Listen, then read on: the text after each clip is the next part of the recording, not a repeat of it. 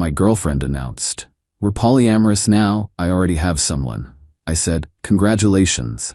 Then I started dating her stepmother who'd been single for 3 years. When she saw us at a restaurant, her open mind suddenly had very specific boundaries. I, 29 male, was sitting on the couch watching the game when my girlfriend Bethany, 26, walked in with this weird energy. You know that vibe when someone's about to drop something heavy, but they're trying to act casual? Yeah, that. She sat down, muted the TV, mid-play B2, and goes, we need to talk about evolving our relationship. I already knew something was up. She'd been working late a lot, new clothes, constantly on her phone giggling. I'm not stupid. I've been doing a lot of reading and soul-searching, she said, pulling out her phone to show me some polyamory article. Monogamy is actually a social construct designed to control people. I think we should open our relationship. I took a sip of my beer. Okay. Her eyes lit up. Really? You're not mad? Why would I be mad? You're an adult who can make her own choices. She practically bounced with excitement. Oh my God, I'm so relieved. I was so worried you'd freak out. Actually, I should be honest. I've already connected with someone. His name is Terrence. He's from my pottery class. Pottery class. The one she started 6 months ago. Kun.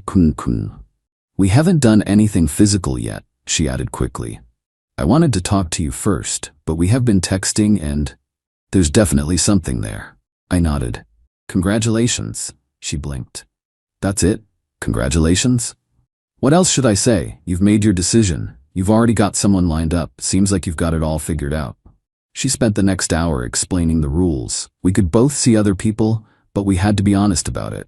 No bringing people to our apartment. Protection always. Check in with each other about feelings. She had a whole PowerPoint, basically. So, she said finally, are you going to start dating too? Maybe. We'll see. She looked almost disappointed that I wasn't more upset.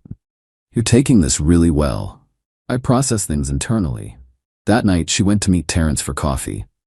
I started looking for a new apartment. Update 1. So things got interesting. First, let me clarify. I moved out the next week. Found a decent studio downtown. Bethany kept texting about how this didn't mean we were breaking up, just expanding our love. I responded with thumbs up emojis mostly. She started posting constantly about her journey and how love isn't finite and all these quotes about freedom and authentic living. Terrence started appearing in her stories. Dude looks like a store-brand yoga instructor. Man bun, hemp necklace, the works. Meanwhile, I focused on my own life. Hit the gym more, reconnected with friends. Actually pretty peaceful. Then came Dorothy. Dorothy, 48, is Bethany's stepmother. Been in her life since Bethany was 15. Her dad passed 2 years ago from cancer, and Dorothy's been single since. She's honestly awesome. Runs a successful catering business, super funny, looks amazing for her age. Think Sofia Vergara vibes. I ran into her at the grocery store. She was struggling with a massive bag of rice. I helped her get it in her cart. Oh, Liam, how are you, sweetheart? She gave me this huge hug. I haven't seen you in weeks. Bethany said you two are trying something new? I laughed. That's one way to put it. She brought that Terrence boy to dinner last week. He spent 20 minutes explaining to me why free-range chickens have better chakras. I lost it. She laughed too. You want to grab coffee? She asked. I could use some normal conversation. We talked for 3 hours about her business, my job, books, travel. Not once did she mention polyamory or chakras. It was really nice. She texted me the next day. I'm catering an event tomorrow night and my assistant just bailed. Want to earn some extra cash? I said yes. We worked that event together, me basically being her sous chef and server. We made a good team. She was professional but fun, kept making me laugh with commentary about the guests. At the end of the night, splitting tips in her car, she goes, "This might be inappropriate, but would you like to have dinner sometime? Like actual dinner, not a work thing." I looked at her, really looked at her, this beautiful, successful, funny woman who'd been dealt a rough hand but kept going. I'd love that. She smiled. Bethany's gonna lose her mind. Bethany wanted an open relationship. Oh honey, she wanted you to sit at home crying while she played with her new toy. She didn't expect you to actually use your hall pass. Update 2, Dorothy was right. So we kept things quiet at first. had a few dinners, went to a wine tasting, saw a comedy show. Look, I'm not gonna lie, it was amazing. Dorothy is everything Bethany pretended to be. Actually cultured, genuinely funny, successful without constantly talking about it. The chemistry was insane. That thing where you can talk for hours or just sit in comfortable silence, we had that. One night, about 3 weeks in, she goes, "You know we're gonna have to tell her eventually." Tell her what? We're just two consenting adults enjoying each other's company. She kissed me. First time. Now we're two consenting adults who need to have a conversation with my stepdaughter. But before we could, the universe handled it for us. Dorothy and I went to this nice steakhouse downtown. We're having wine, laughing about something stupid her client said, when I hear, "What the F, Bethany?" standing there with Terrence and another couple. Her face was red, like cartoon-level red. "Hi, sweetheart," Dorothy said calmly. "You remember Liam? What are you doing?" "Having dinner. The ribeye here is excellent." Bethany's mouth opened and closed like a fish. Terrence looked confused. "Babe, who's this?" "That's my boyfriend." "Ex-boyfriend," I corrected. "We're polyamorous now, remember? And this is my stepmother." Terrence's eyes went wide. "Whoa, that's actually kind of evolved, babe. Like breaking societal taboos and conventional family structures." "Shut up, Terrence." The restaurant was staring. The manager was approaching. "Perhaps we should discuss this outside," Dorothy suggested. Bethany stormed out. We followed. On the sidewalk, she completely lost it. "This is sick. You're doing this to get back at me." "Actually," I said, "I'm doing this because Dorothy is an amazing woman who I enjoy spending time with." "She's old enough to be your mother," Dorothy laughed. "I'm 48, not 68, and last I checked, age gaps were part of your love has no boundaries philosophy. This is different." "How?" I asked. Because she's my family." "Stepmom," Dorothy corrected. "And barely that anymore since your father passed. We see each other what, once a month? When you need money?" Ouch, but accurate. Bethany only called Dorothy when she needed something. "You can't do this," Bethany said to me. "We have rules." "Which rule am I breaking?" "I'm seeing someone else. I'm being honest about it. I'm not bringing her to our apartment, which doesn't matter anyway since I moved out. The rule about not being vindictive. I don't remember that PowerPoint slide." Terrence tried to interject. "Maybe this is actually beautiful? Like, love really is infinite." And Terrence, "I swear to God." Dorothy stepped forward. "Bethany, you wanted an open relationship." Liam agreed. "Now you're upset because he's actually participating? That seems a bit hypocritical." "With you? My mother?" "Stepmother. And you're right, it's awkward. But you created this situation. You can't be mad that people are living by the rules you set." Bethany started crying. Not sad tears, rage tears. "This is so messed up. You're both disgusting." She stormed off. Terrence gave us an awkward peace sign and followed. Dorothy turned to me. "Well, that went better than expected." "Really?" She didn't throw anything. Update 3. The extinction burst, learned that term from you guys, began immediately. First came the family assault. Bethany called every relative Dorothy had, telling them Dorothy was a predator who stole her boyfriend. Most of them laughed. Dorothy's sister actually said, "Good for her. Liam's cute." Then came the social media campaign. Bethany posted this long thing about how she was betrayed by two people she trusted, and how some people use progressive relationships as weapons. Girl, what? The comments were not what she expected. "Wait, didn't you start the open relationship? So it's only okay when you date other people?" "Dorothy looks happy. Good for her." "Terrence seems nice. Why are you mad?" She deleted the post within an hour, but here's where Bethany really messed up. She called Dorothy's biggest catering client, the country club where Dorothy does all their events, and tried to get her fired. Told them Dorothy was engaging in inappropriate relationships and lacked moral character. The client called Dorothy immediately. Turns out, the woman Bethany spoke to, her husband left her for a younger woman last year. She was firmly Team Dorothy. Not only did Dorothy keep the contract, but the country club lady invited us to their Halloween gala as her personal guests. Dorothy was furious though. "She can be mad at me all she wants, but messing with my business? That's too far." So Dorothy did something genius. She didn't retaliate. She just documented everything. Every text, every email, every voicemail, the attempted sabotage, the harassment, all of it. Then she sent it all to Bethany's dad's brother, Uncle Roger, the executor of her father's estate who still controlled Bethany's trust fund payments until she turned 30. Roger was not pleased. Called Bethany immediately and told her if she didn't stop harassing Dorothy, he'd consider her behavior a violation of the sound mind and judgment clause her dad put in the trust. Bethany called me screaming, "You turned my family against me." "No, you did that by trying to destroy Dorothy's business.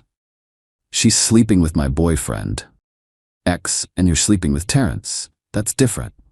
You keep saying that, but never explaining how." She hung up. Update 4. So Bethany showed up at my apartment with Terrence and a whiteboard. I'm not kidding. A full whiteboard with a relationship diagram showing why Dorothy and I couldn't date. It included terms like emotional incest and pseudo-Oedipal complex. Terrence had clearly helped make it. There were chakra symbols. "You need therapy," she said. "I'm actually in therapy, have been for years. My therapist thinks I'm handling this whole situation quite well." "You're dating my mother figure. The mother figure you ignore unless you need money." Terrence jumped in. "What if we all sat down and did some energy work together? I know this shaman." "No." But then Bethany played what she thought was her trump card. "If you don't stop seeing her, I'll tell everyone at your work. I still have connections there. I work in IT. My coworker's response would probably be nice." "Go ahead," I said. She did. She called my coworker Jerome, who she'd met at a company barbecue. Jerome immediately texted me, "Bro, your ex says you're dating her stepmom? Legend." My boss's only comment was, "Is she hot?" When that didn't work, Bethany tried something else. She started showing up at places she knew Dorothy and I would be. The gym, our favorite coffee shop, the park where Dorothy walks her dog. Each time with Terrence making out aggressively whenever she saw us. Like, tongue action that should be private. It was embarrassing. For them. One time at the farmer's market, she literally pulled Terrence on top of her on a bench when she saw us. A mom covered her kids' eyes. Security asked them to leave. Dorothy just said, "That used to be my stepdaughter. Sad what happening to kids these days." The security guard nodded sympathetically. Final update. It's been 3 months since that first confrontation at the restaurant. Here's where everyone ended up. Terrence dumped Bethany. Yeah, you read that right. Apparently, her obsession with our relationship was blocking their connection and creating negative energy in their sacred bond. He's now dating someone from his sound healing class. Bethany tried to come crying to Dorothy about it. Dorothy told her she was busy. Because she was. We were at a cooking class together. Without Terrence, Bethany went nuclear one last time. She created a whole website called mystepmomstolемyman.com with pictures and everything. Problem is, she used photos from Dorothy's business Instagram without permission. Dorothy's lawyer sent a cease and desist. The website lasted 36 hours. But the best part? Remember Uncle Roger? He didn't cut off her trust fund, but he did require her to attend therapy twice a week to keep receiving it. Real therapy, not Terrence's chakra stuff. Last week, I ran into her at the coffee shop. She was alone reading some self-help book called When Love Becomes Obsession. "Hi, Bethany." She looked up surprised. "Oh, hi. How are you doing?" I'm in therapy. That's good." She was quiet for a moment. "Is Dorothy happy?" "Very. Good. That's good." She paused. "I really thought you'd just wait for me, like I'd have my fun with Terrence and you'd just be there. That's not how open relationships work." "I know that now." She actually laughed. Bitter but real. "My therapist says I have issues with control and abandonment from Dad dying. Apparently I was testing whether you'd stay no matter what I did. And that's really messed up." She stood up. "I'm not saying I'm okay with you and Dorothy. That's still weird as hell, but I get that I caused this." She left. Dorothy and I are still together. It's been 6 months now. Her business is thriving. She just landed a huge contract with a hotel chain. I got promoted to senior developer. We're talking about moving in together. Yeah, it's weird that she used to be my girlfriend's stepmother. But you know what? Life's weird. Bethany wanted to blow up our traditional relationship for something evolved and free. She just didn't expect me to actually be free. The funny thing is, I never planned this. I didn't set out to date Dorothy as revenge. It just happened. 2 people who'd been hurt by the same person, finding comfort and then something more in each other. Bethany's in therapy dealing with her issues. Terrence is off aligning someone else's chakras. Dorothy's teaching me how to make the perfect risotto. And I'm happier than I've been in years. Polyamory isn't for everyone, but apparently neither is monogamy. The difference is being honest about what you actually want versus what you think will let you have your cake and eat it too. Oh, and for everyone asking, yes, holidays are awkward. No, we don't all spend them together. Yes, Dorothy is hot. Extremely. No, I don't call her mommy. Gross. Why would you even ask that? Sometimes the best revenge isn't revenge at all. It's just living your best life with someone who actually values you. Even if that someone happens to be your ex's stepmom. Wild? Sure. But Bethany wanted to break conventional relationship boundaries. Careful what you wish for. Peace out, Reddit. Thanks for following this insane journey. Edit. Since y'all keep asking, Dorothy says hi and she's teaching a cooking class next month if anyone's interested. Also, Bethany's therapist apparently uses our story as a cautionary tale about unicorn hunting in polyamory. Not sure what that means, but sounds about right. Edit 2. Stop DMing me asking for Dorothy's business info for catering. But if you're in the Midwest and need catering, there's probably only one company with the owner named Dorothy who's dating a younger IT guy, so figure it out. Edit 3. Terrence started a podcast about conscious uncoupling and spiritual polyamory. We listened to one episode for laughs. He mentioned us as a beautiful example of love transcending conventional boundaries. Dorothy almost choked on her wine.